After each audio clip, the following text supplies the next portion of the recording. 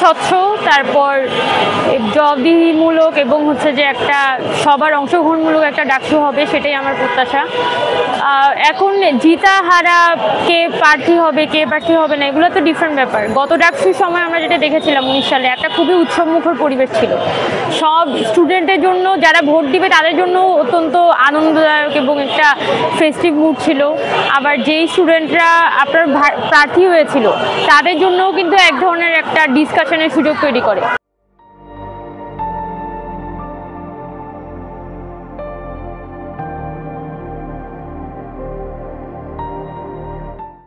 তো এই ডাকসু মানে হচ্ছে ওই সিজনটা আমরা ক্যাম্পাস নিয়ে কথা বলবো, ক্যাম্পাসের ভালো মন্দ, ভালো খারাপ, প্রার্থীদের ভালো মন্দ খারাপ সব কিছু নিয়ে কথা বলবো।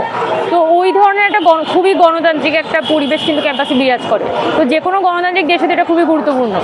তো আজকে অভ্যুত্থানের পরে, অভ্যুত্থান হয়েছিল কিন্তু আমাদের এই একটা পারপাসে, কথা বলার স্বাধীনতা, আমরা যাতে সবাই সবার অপিনিয়নগুলো রাখতে পারি, এইটা ডেমোক্রেটিক একটা স্টেটের জন্য আমরা কিন্তু তখন ফাইট করেছিলাম।